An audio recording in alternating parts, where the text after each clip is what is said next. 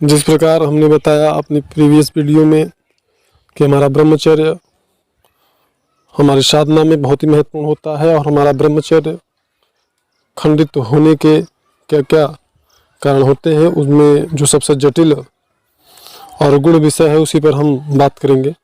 जिस प्रकार मैंने बताया कि हमारे प्रकृति का विधान है, अगर हम कोई भी साधना कर रहे हैं, साधना को अपवित्र तरीके से करते हैं, गलत तरीके से करते हैं, तो उस साधना की ऊर्जा, भोग, हवन इत्यादि का भोग जो निम्न स्तर की नकारात्मक शक्तियाँ होती हैं वह ग्रहण करने लगती हैं। और जबकि इसी स्थिति में इसी प्रकार से साधक प्रतिदिन उसी प्रकार से साधना करता है तो ये शक्तियाँ उस स्थान पर निरंतर आने लगती हैं और फिर वह धीरे धीरे साधक की तरफ आकर्षित होती हैं। ये इनका स्वभाव होता है। चूँकि वह साधना किसी दिव्य शक्ति से संबंधित होती है, ऐसी अवस्था में साधक की मानसिकता को यह धीरे धीरे समझने लगती हैं और फिर इस प्रकार की घटनाएं साधक के साथ घटने लगती हैं, जो कि स्वप्न में नकारात्मक जो शक्तियां होती हैं वह आए और साधक के साथ समागम बनाए और उनका ब्रह्मचर्य खंडित हो। तो फिर यह स्थिति उनका लगातार होने लगता है। तो यदि किसी भी साधक के साथ में इस प्रकार की घटना घटती है तो उसको चाहिए कि वह अपने गुरु या मार्गदर्शक से संपर्क करे। अगर गुरु या मार्गदर्शक सामर्थ्यशाली है तो निश्चय ही वह उसके इस समस्या का समाधान कर देगा, इसमें कोई संदेह नहीं है। और दूसरा, जैसा कि मैंने बताया, पहले ये चीज़ आप कंफर्म कर लें, मैंने ये चीज़ बोला है, बहुत ही महत्वपूर्ण बात बोला है, मैंने ये बोला है कि अगर साधना को गलत तरीके से करते हैं, उसकी जो पद्धति है, कोई भी साधना हो उसके अनुसार नहीं करते हैं, तो ऐसी अवस्था में ये चीज़ें होती हैं। क्योंकि नकारात्मक शक्तियों का कोई साधना उपासना नहीं करता है, और जो करते हैं तो मरणोपरांत वो उसी योनि को प्राप्त करते हैं।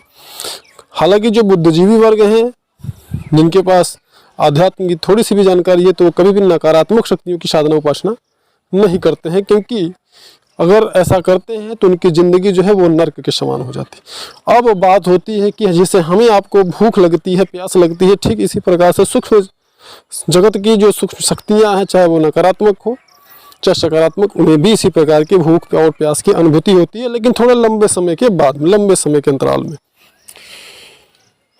तो उन्हें भी तो चाहिए। तो इस प्रकार से प्रकृति ने विधान बनाया हुआ है कि अगर कोई भी गलत तरीके से किसी भी साधना और उपासना को करता है तो उससे प्राप्त ऊर्जा को तुम ग्रहण करके तृप्त हो सकते हो, इसमें कोई विधान, इसमें कोई बुराई नहीं है। तो ऐसी अवस्था में वो उस ऊर्जा को एकदम निडरता से ग्रहण करती हैं और साधक के प्रति आकर्षित होने लगती हैं। तो यह मुख्य कारण होता है। और दूसरा मैंने बताया कि अगर आपके कुल में और आपके ख़ानदान में अगर कोई ऐसी घटना घटी है, कोई औरत है, महिला अकाल मृत्यु मर गई, आत्महत्या कर लिया उसने, इस प्रकार की अगर चीज़ें हैं और आपके घर में गया श्राद्ध, तर्पण, नारायण बलि, त्रिपिंडी श्राद्ध इत्यादि नहीं हुआ है, तो ऐसी अवस्था में जब आप साधना करते हो तब ऐसी चीज़, ऐसी घटना आपके साथ घटने की संभावना बनी रहती है।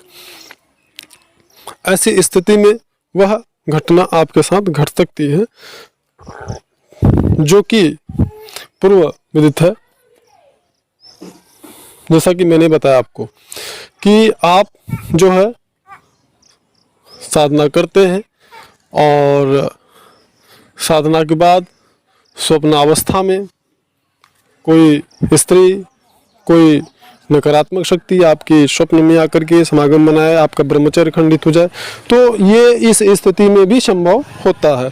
ऐसा इसलिए होता है क्योंकि जो भी अतिरिक्त जीवात्माएं होती हैं, मैंने जैसा कि बताया, उन्हें भी समयानुसार भूख और प्यास लगती है। तो इसलिए आपको यह निर्णय करना बड़ा कठिन हो जाता है कि ऐसा क्यों हो रहा है। और यदि ऐसा होता है तो ये चीज़ साधना काल में कई बार साधक के साथ में होता है। इसलिए अगर ऐसा हो रहा है तो सर्वप्रथम आप अपने मार्गदर्शक से संपर्क करें और मार्गदर्शन ले लें।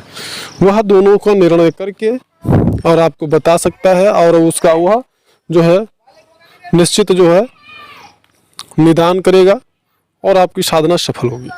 अगर ऐसी अवस्था में आप मनमाने ढंग से ऐसी अवस्था में साधक मनमाने ढंग से साधना कर रहा है, कोई गुरु या मार्गदर्शक नहीं है, तो स्वयं वह इन समस्याओं का समाधान नहीं कर सकता।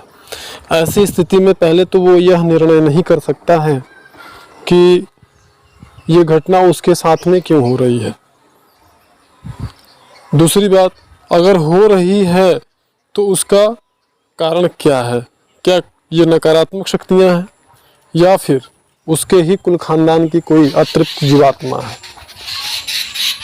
हम यहाँ पे बताना चाहेंगे कि सूक्ष्म जगत की जो भी जीवात्माएं होती हैं, नकारात्मक जो शक्तियाँ होती हैं, वह या जो अतृप्त आत्माएं होती हैं, वह अगर स्त्री योनि की हैं तो वो साधकों के प्रति बहुत ही ज़्यादा आकर्षित होती हैं, क्योंकि साधकों से उन्हें योग बल प्राप्त होता है।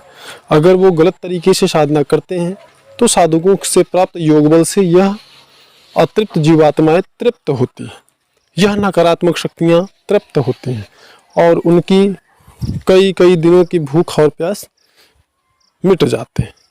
तो ऐसी स्थिति में आपके मार्गदर्शक या गुरु का होना अति अनिवार्य है।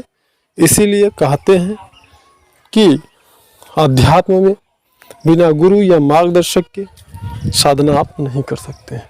इस वीडियो में इतना ही, धन्यवाद।